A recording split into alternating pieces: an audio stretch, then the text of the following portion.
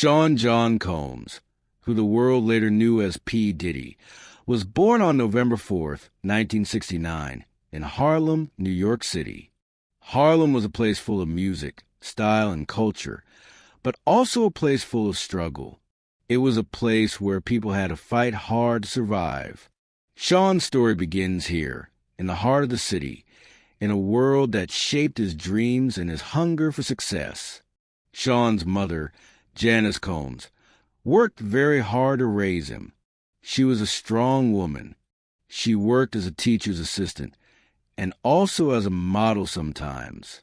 Sean's father, Melvin Combs, was not around for long. When Sean was only 3 years old, his father was killed. It was a painful loss. Sean grew up without him, but the memory of his father pushed him to become someone powerful, someone who could never be ignored. As a child, Sean was full of energy. He loved to move. He loved to talk. He loved to make people laugh. People said he had a spark. Even when he was young, he had something special, something that made him stand out. He was a dreamer, but he was also a worker. He wanted more than what he saw around him. Sean's mother taught him discipline. She wanted him to stay away from trouble. She wanted him to work hard in school and to believe in himself. Sean listened. He respected his mother deeply. He saw how hard she worked to give him a better life, and he wanted to pay her back one day.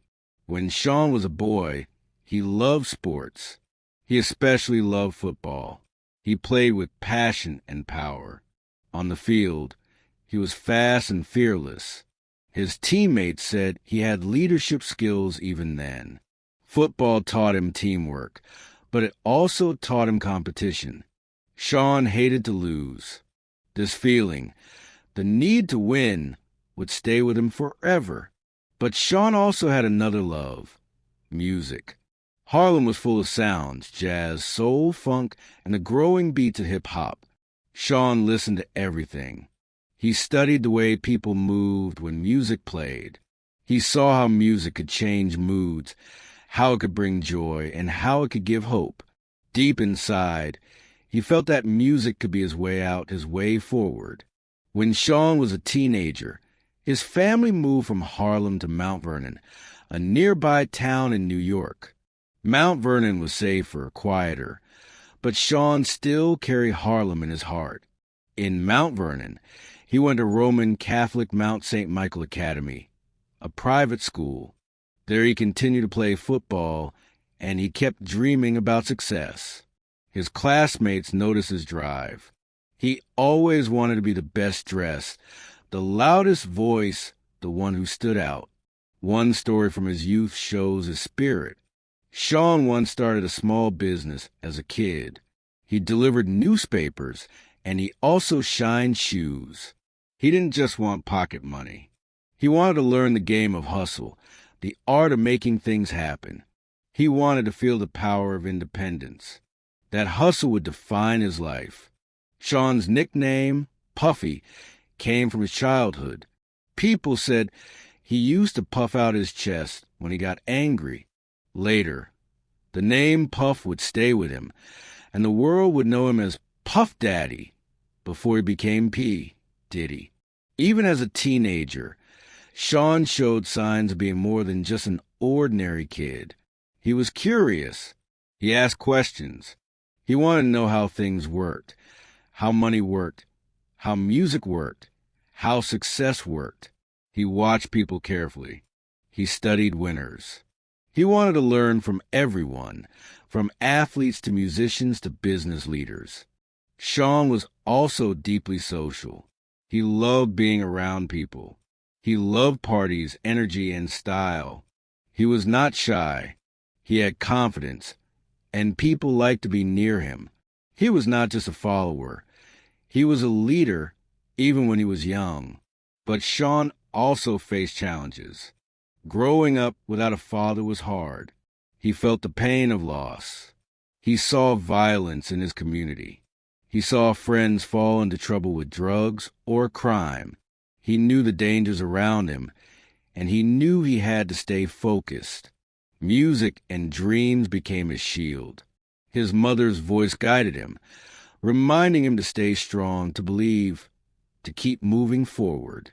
In high school, Sean began to think seriously about his future. He thought about playing football in college. But deep inside, music was calling him louder. He wanted to be part of the culture that was exploding in New York in the 1980s. The culture of hip-hop. Rap was becoming the voice of the streets, the sound of a generation, and Sean wanted to be in the center of it. By the time he finished school, Sean already had a plan. He would not live an average life. He would not accept limits. He would chase greatness. He would build something bigger than himself. He wanted to create music, to build businesses, and to inspire others. He wanted to become a mogul, even if he didn't yet know the word. So, when it was time for college, Sean chose Howard University in Washington, D.C. Howard was not just any school. It was one of the most famous historically black universities in America. It was full of energy, talent, and ambition. For Sean, it was the perfect place to grow, to learn, and to prepare for the life he wanted. At Howard, Sean didn't just go to class. He organized parties. He promoted events. He became known on campus as a young man with vision. People saw him hustling, working, and dreaming. He was not afraid to take risks. He wanted to shine, and step by step, he was moving toward the world that would one day know him as P. Diddy. When Sean Combs arrived at Howard University in Washington, D.C., he was full of energy and ambition. He was ready to learn, but he was not only thinking about books and classes. He was thinking about life, culture, and success. Howard was a place where young black men and women dream big. It was a place of style, intelligence, and ambition. For Sean, it felt like home. At Howard, Sean studied business administration. He wanted to understand money management and how to run things. But he was also busy outside the classroom. He quickly became known as a party promoter. He organized campus parties and events. His events were not small. They were big, exciting, and full of music and style. People trusted Sean to bring energy to the room. He had a gift for making things happen. Promoting parties was more than fun for Sean. It was practice. It was training for the future. He learned how to advertise, how to bring people together, and how to make money from culture. He learned that success was not only about talent. It was also about vision, organization, and hustle.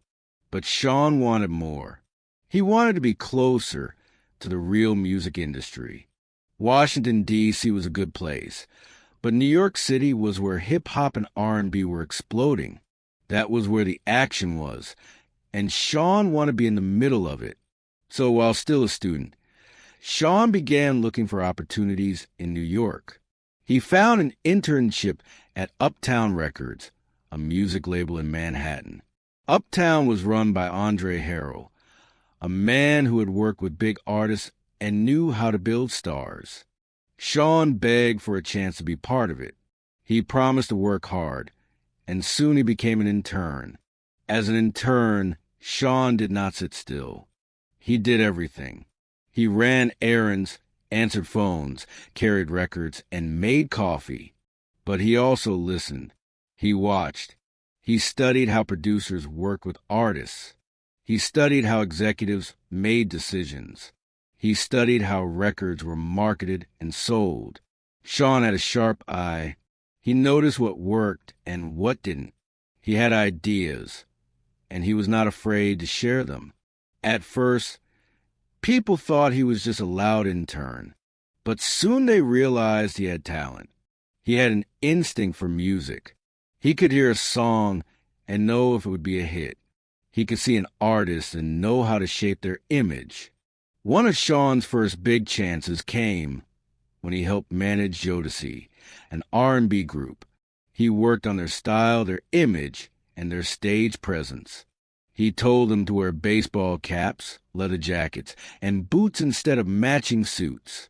He wanted them to look like the streets, not like a choir. The new look worked. Jodeci became stars, and people started to notice Sean. Another project was Mary J. Blige, a young singer with a powerful voice. Sean helped guide her early career. He mixed hip-hop beats with her soulful singing. This created a new sound, hip-hop soul. It was fresh, exciting, and it connected with young people. Mary J. Blige became the queen of hip-hop soul, and Sean's name started to rise in the industry. By this time, Sean was so busy with Uptown Records that he left Howard University before finishing his degree.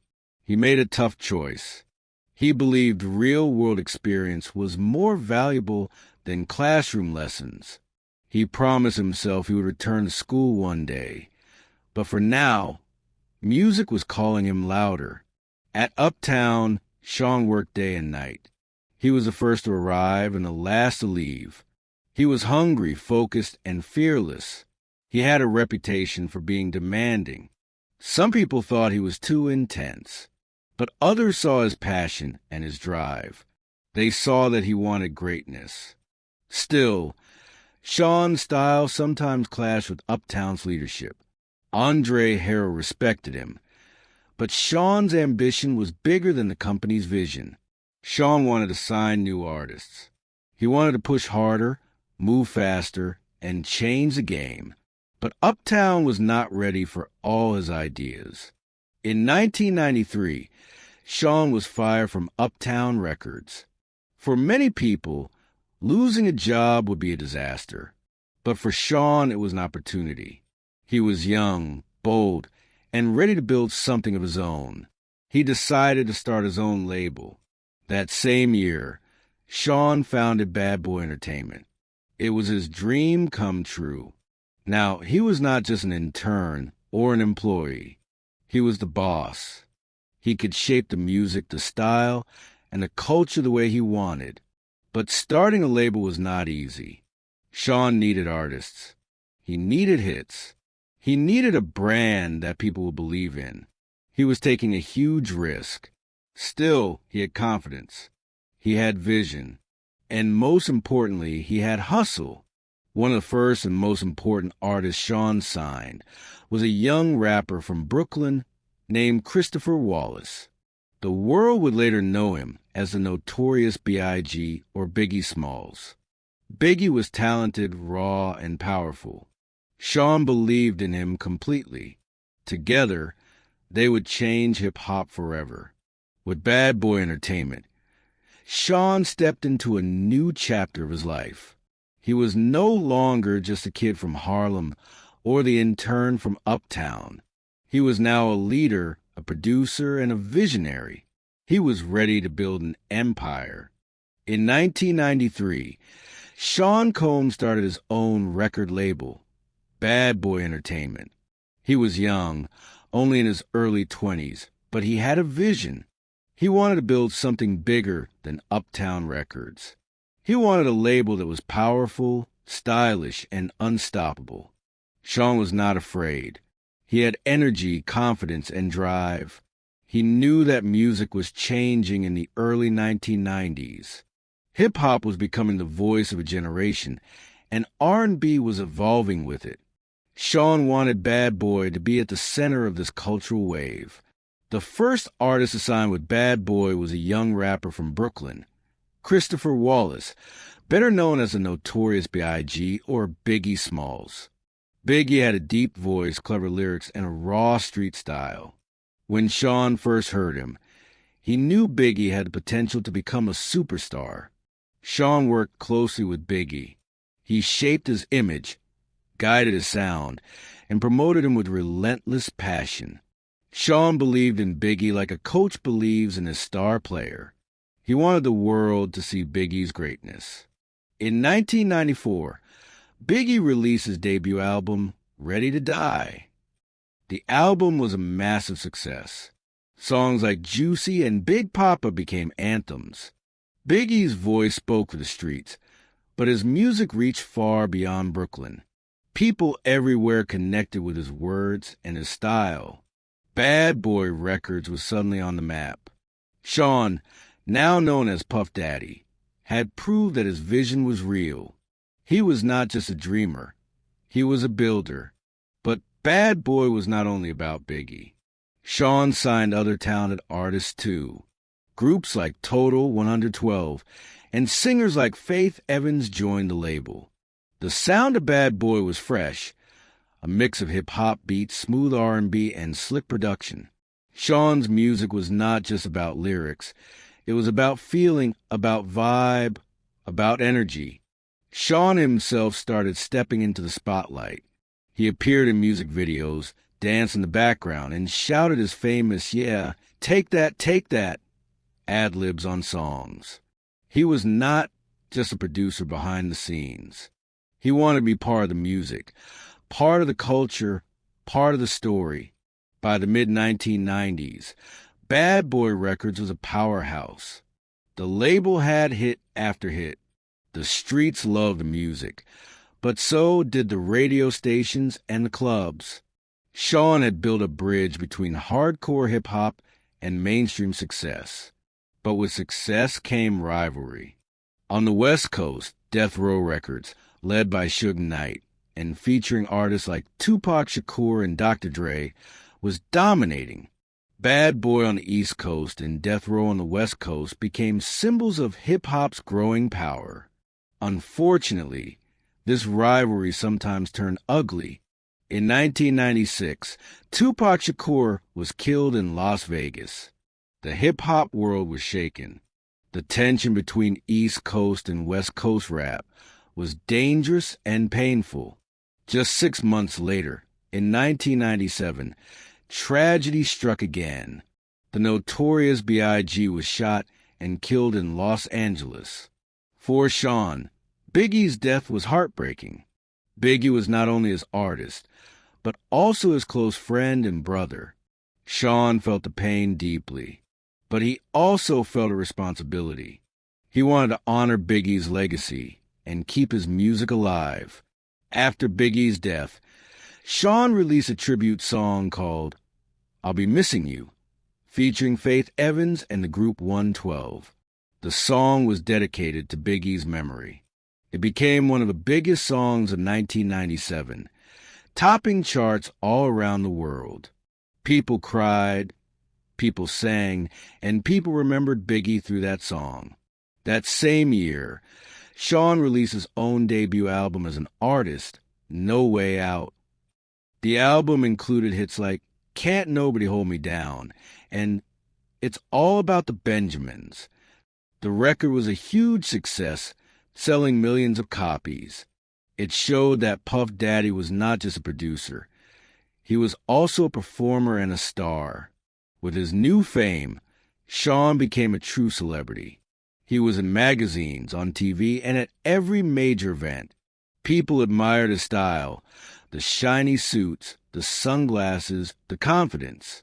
He was not just making music. He was shaping culture. But fame also brought pressure. Sean worked nonstop. He was producing music, managing artists, and performing. He was living fast, chasing bigger and bigger dreams. Some critics said he was more about image than music. Others said he was a genius who understood what the world wanted. Through it all, Sean stayed focused. He wanted Bad Boy to last. He wanted to expand beyond music. He wanted to be more than just a record producer. He wanted to be a mogul. By the late 1990s, Bad Boy Records had become one of the most important labels in the music industry. Sean had turned his dream into reality. He had gone from an intern at Uptown Records to the head of his own empire. He had made stars, created hits, and put himself at the center of American pop culture. But Sean's story was not only about success. It was also about challenges, controversy, and risk. As the 2000s began, he would take his empire into new areas: fashion, television, business deals, and more. The rise of Puff Daddy was only the beginning. By the late 1990s, Sean Combs, now widely known as Puff Daddy, was more than just a music producer. He was a celebrity, a trendsetter, and a man with a vision much bigger than records. He wanted to be a mogul, someone who built empires in many industries, not just music. Sean understood something important. Music made him famous, but business could make him powerful. So he started to expand. The birth of Sean John.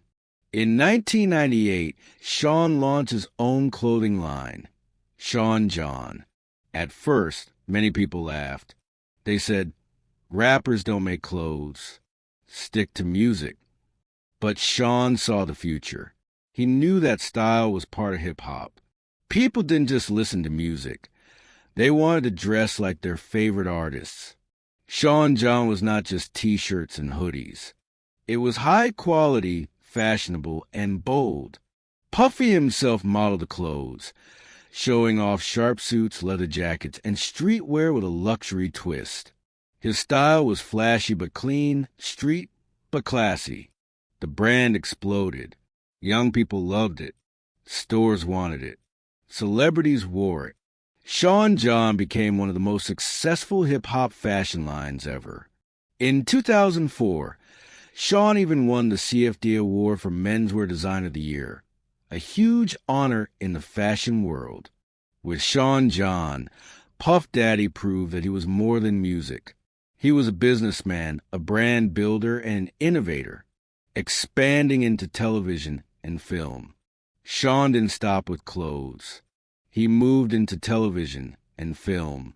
He appeared in movies like Made and Monsters Ball. He also produced projects behind the scenes. But his biggest impact was on TV. In 2002, he created the reality show Making the Band on MTV. The show followed young artists competing to become music stars under Puff Daddy's guidance. Viewers loved it. They saw the drama, the hard work, and the strict rules Puff Daddy demanded. He became known for pushing contestants to the limit. His famous line, "Don't talk to me until you walk to Brooklyn and get me some cheesecake," became a part of pop culture. Making the Band was not just entertainment. It showed Sean's philosophy. Success requires sacrifice, discipline, and hustle. Millions of viewers got a closer look at the man behind the empire. The Ciroc deal. One of Sean's smartest moves came in 2007 when he partnered with the vodka brand Ciroc. At the time, Ciroc was not very popular, but Sean saw an opportunity. He made a deal to market and promote the brand in exchange for a share of the profits. Sean didn't just advertise Ciroc. He transformed it. He connected it to luxury, to parties, to success. He put in music videos, celebrity events, and nightclubs. Soon, Ciroc became one of the hottest vodka brands in America. The deal made Sean hundreds of millions of dollars. It also showed how powerful his influence was. When Puff Daddy said something was cool, people believed it. He wasn't just selling music anymore. He was selling a lifestyle, other business moves. Sean kept building. He opened 2 restaurants in New York called Justin's, named after his son. He launched fragrances like Unforgivable and I Am King. He invested in TV channels, tech companies, and media projects. He also started Revolt TV in 2013, a cable network focused on music, culture, and lifestyle. Revolt gave him another platform to shape the conversation around hip-hop and entertainment. Sean's empire was diverse. He had music, fashion, alcohol, media, restaurants, and more. He wanted his name everywhere. He wanted people to think of him not just as an artist, but as a global brand, image and influence. With all the success, Puff Daddy's image kept growing. He changed his name several times, from Puff Daddy to P. Diddy, then to Diddy. Each name change was like a new chapter, a way of reinventing himself. He became famous for his style. The shiny suits in the 1990s, the sharp tuxedos at award shows, the cool streetwear in everyday life. He loved to throw legendary parties, especially his famous white parties in the Hamptons, where everyone wore all-white outfits. Celebrities, models, and musicians all wanted to be there. Sean understood that image was power. He lived large, and people admired it. But behind the glamour, he worked tirelessly. He once said, "Sleep is forbidden." That was his mindset. Work harder than everyone else. Push yourself beyond limits. Giving back. Even with his busy life, Sean never forgot about giving back. He donated millions to schools, charities, and social programs. He gave scholarships to students at Howard University, the school he once left. In 2014, Howard even gave him an honorary doctorate degree, and he gave the commencement speech to graduating students. Sean also supported causes like health care, inner-city programs, and voter registration drives. He wanted young people, especially black youth, to feel empowered and to know that they had a voice. A mogul in every sense. By the mid-2000s, Sean Combs had become something rare, a true mogul. He wasn't just a rapper. He wasn't just a producer. He was an entrepreneur, a designer, a TV star, and a businessman. He showed the world that hip-hop was more than music. It was culture, business, and power. He inspired other artists like Jay-Z, Dr. Dre, and Kanye West to think beyond the studio and to build empires of their own. Sean liked to say, "Don't be afraid to close your eyes and dream, but then open your eyes and see." That was his philosophy. Dream big, but then work hard to make those dreams real. By the end of the 2000s, Diddy was living the life he once only imagined as a boy in Harlem. He was rich, famous, stylish, and powerful. But success also brought new challenges, lawsuits, controversies, and personal struggles. With great success comes great attention. By the 2000s, Sean Combs, now often called Diddy, was one of the most famous men in America. He was rich, stylish, and powerful. But fame also brought challenges. People watched every step he took. The press followed him everywhere. And when problems came, they became headlines. The Club New York incident. One of the biggest controversies in Sean's life happened in December 1999. Diddy and his then-girlfriend, the singer and actress Jennifer Lopez, went to a nightclub in New York City. That night, a fight broke out and shots were fired. 3 people were injured. Police said Diddy and his friend, the rapper Shine, were involved. Diddy was arrested and charged with weapons possession. The case was huge news. The media followed every detail. Diddy was facing the possibility of years in prison. The trial lasted for weeks. Diddy wore suits, spoke calmly, and defended his innocence. In the end, in 2001, he was found not guilty of all serious charges. Shine, however, was convicted and went to prison. Even though Diddy was cleared, the case hurt his image. Some people saw him as reckless. Others believed he was lucky to escape prison. Diddy himself later said the experience changed him. It made him more careful, more thoughtful about the people and places around him. Lawsuits and legal issues. Over the years, Diddy faced many lawsuits. Some were about business deals, others about personal matters. Former employees sometimes sued him, saying he was too demanding or unfair. Competitors accused him of stealing ideas. In the fashion industry, there were even lawsuits about the Sean John clothing line. Most of these cases were settled quietly, but they showed the pressure of being a mogul. When you are at the top, everyone is watching and everyone wants a piece of your success. The tragedy of Biggie. Even though Biggie had died in 1997, the pain never left Diddy. He often spoke about how much he missed his friend. Some people blamed the East Coast-West Coast rivalry for Biggie's death. Others believed it was connected to the hip-hop industry itself. Diddy was questioned in lawsuits about Biggie's murder, but he was never found guilty of any wrongdoing. Still, the shadow of that tragedy followed him. He carried the weight of losing his best friend, and he used music to cope with the pain. Relationships and family. Diddy's personal life was always in the spotlight. He had high-profile relationships with women like Jennifer Lopez, Cassie Ventura, and the mother of several of his children, Kim Porter. With Kim Porter, he had 3 children. The two had an on-and-off relationship for years, but they remained close even after breaking up.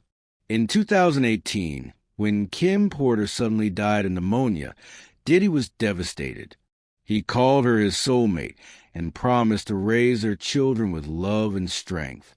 Diddy has a large family. He is the father of 7 children from different relationships. He often says that being a father is his greatest job. He posts photos and videos with his kids, showing that family is at the center of his life, even with all the fame and business around him. Criticism and image. Not everyone loved Diddy's style. Some critics said he focused too much on money and image. They joked about his shiny suits and called him a show-off. Some rappers accused him of not writing his own lyrics, of relying too much on marketing instead of pure talent. But Diddy never hid who he was. He said, "It's all about the Benjamins, baby." For him, money was not just cash. It was freedom, power, and proof that he had made it. He came from nothing, and now he was on top. He wanted the world to see it. At the same time, Diddy worked hard to balance his image. He spoke at schools, donated to charities, and mentored young artists. He wanted people to know he cared about the community, not just the spotlight, the workload. Another challenge was his own lifestyle. Diddy was famous for working day and night. He called himself a workaholic. He would stay up until 4 a.m., then wake up early to run businesses, record music, and go to meetings. He once said, "I can't stop. I won't stop." It became his personal motto. But this non-stop pace was exhausting. Diddy admitted he sometimes felt burned out, stressed, and overwhelmed. Success had a cost, and the cost was his peace of mind. Public reinvention. Through every controversy, Diddy found ways to reinvent himself. After the nightclub case, he changed his name from Puff Daddy to P. Diddy, and later to just Diddy. Each name change was like a rebirth. He left behind the old problems and created a fresh image. He also shifted focus. When critics said his music was weak, he showed his power in fashion and business.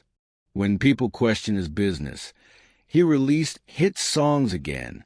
He was flexible, adaptable, and always moving forward. Loss and reflection.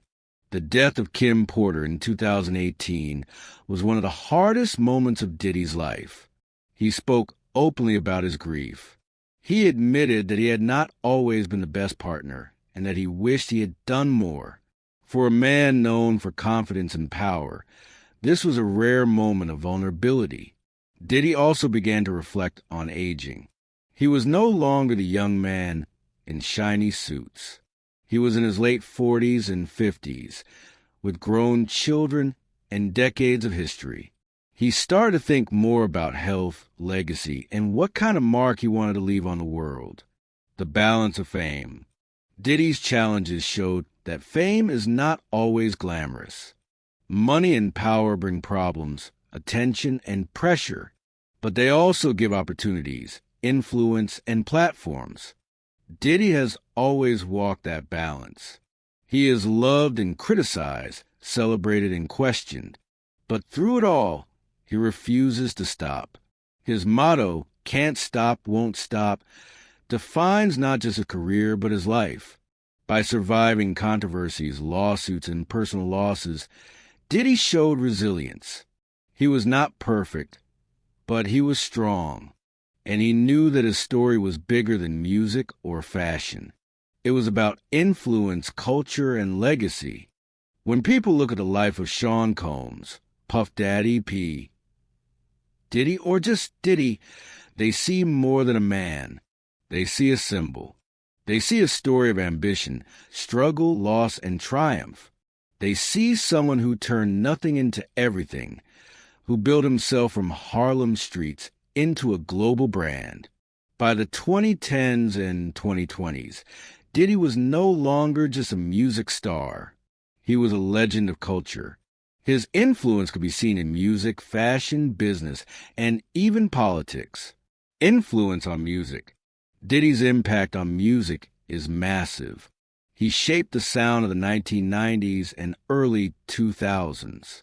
He mixed hip-hop and R&B in a way that reached both the streets and the suburbs. He created stars like the Notorious B.I.G, Mary J. Blige, Faith Evans, 112, and Total. His production style was unique. He loved to sample old classics and turn them into modern hits. Critics sometimes said he borrowed too much, but fans loved the results. Songs like M.O. Money, Mo Problems, I'll Be Missing You, and It's All About the Benjamins became timeless anthems. Even artists who came after him, like Jay-Z, 50 Cent, Kanye West, and Drake, followed his blueprint. Mix art with business, image with sound, hustle with vision, the business blueprint. Diddy also changed how people saw hip-hop artists. Before him, rappers were mostly seen as entertainers. Diddy showed that a rapper could be a businessman, an investor, and a CEO.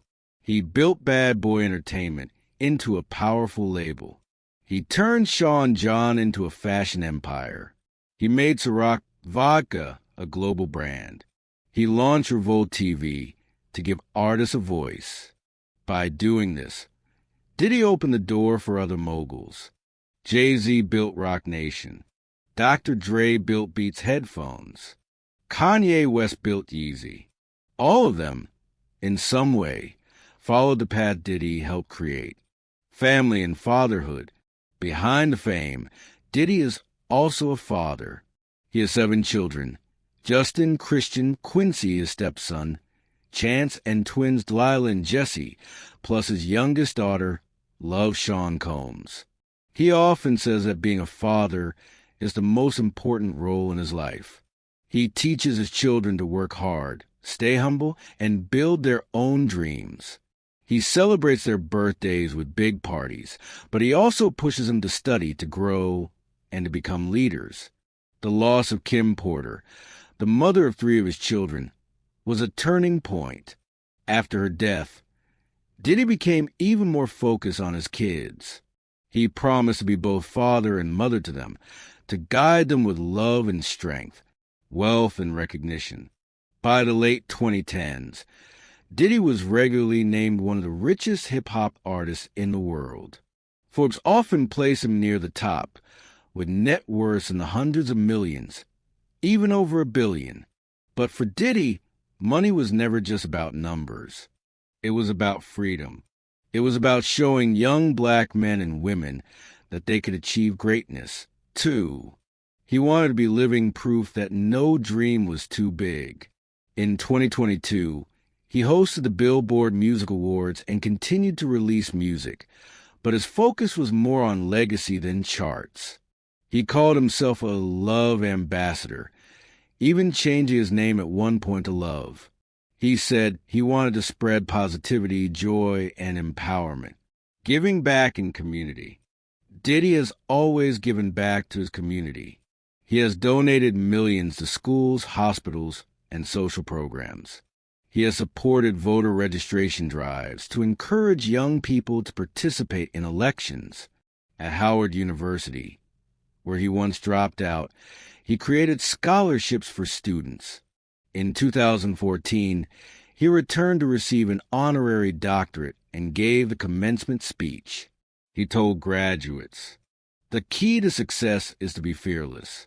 You have to be willing to take risks and fail, but never stop, never give up. Can't stop, won't stop." That message captured his whole life philosophy. Challenges in later years. Even in his later years, controversies continued. There were business disputes, lawsuits, and public criticism. But Diddy always found ways to move forward. He often said that life was about reinvention. When one door closed, he opened another. When people doubted him, he proved them wrong. When he fell, he stood up stronger. A legacy bigger than music. Today, when people talk about Diddy, they don't just talk about songs or clothes. They talk about legacy. He turned hip-hop into an industry.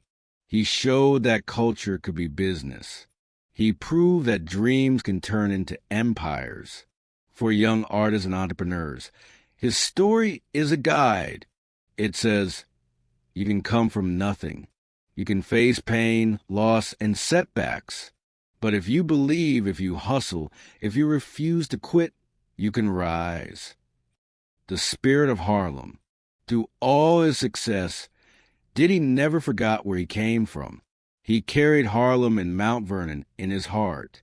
He carried the lessons of his mother, the loss of his father, and the streets that shaped him. That hunger, that drive, that fire, it all started in Harlem, and it never left him. Conclusion. The life of Sean Combs, P. Diddy, Puff Daddy, Diddy or Love, is not a simple story. It is a story of highs and lows, of victories and losses, of risks and rewards. It is the story of a boy who lost his father, but found strength in his mother. The story of a young man who dropped out of college, but built an empire. The story of a friend who lost Biggie, but carried his memory in music. The story of a businessman who turned hip-hop into global power.